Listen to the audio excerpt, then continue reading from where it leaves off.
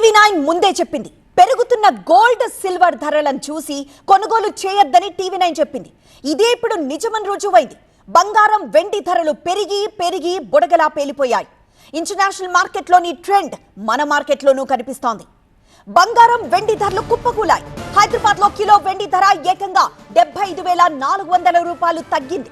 ఇవాళ కిలో వెండి ధర 3,03,000 రూపాయలు. ఇక బంగారం ధర హైదరాబాద్ లో 12,580 రూపాయలు తగ్గింది. భాగ్యనగరంలో 24 క్యారెట్ల 10 గ్రాముల బంగారం ధర 1,63,840 రూపాయలు.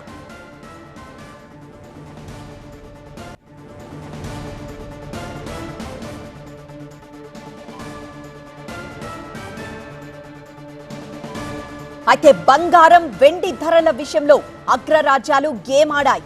గత 4 నెలలుగా చైనా వెండి కొనుగోలు చేస్తూ వచ్చింది. ఒక్కసారిగా చైనా మనసు మార్చుకుంది. నిన్న వెండి ఎగుమతులకు అక్కడి ప్రభుత్వం అనుమతిచ్చింది. అటు ఫెడ్ చీఫ్ ను మారుస్తున్నట్లు ట్రంప్ ప్రకటించారు. ఫెడ్ అధిపతిగా జెరోమ్ పవెల్ స్థానంలో తనకు అనుకూలుడైన వార్ష్ పేరును ప్రకటించారు ట్రంప్.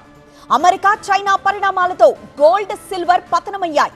పసిడి వెండి ఈ స్థాయిలో పడిపోవడం 1980 తర్వాత ఇదే తొలిసారి. గోల్డ్ ధరల పతనంపై టీవీ9 ముందే వరుస కథనాలు ప్రసారం చేసింది. పెరిగే ధరలు పతనమవుతాయంటూ అనలిస్టులు విశ్లేషిస్తున్నారు.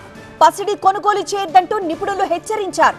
విదేశీ సంస్థలు Goldman socks, JP Morgan gold ధరలు పెరుగుతాయంటూ ఫేక్ రిపోర్ట్లు ఇచ్చినట్లు ఆరోపణలు వచ్చాయి. ధరలు పెరుగుతున్న సమయంలో బడా ఇన్వెస్టర్లు ప్రాఫిట్ బుకింగ్ చేశారు. తద్వారా లాభాలార్జించారు. కానీ బంగారం ఇంకా పెరుగుతుందనే ఆశతో ఎల్లో మెటల్ కొన్న సామాన్యులు నష్టపోయారు.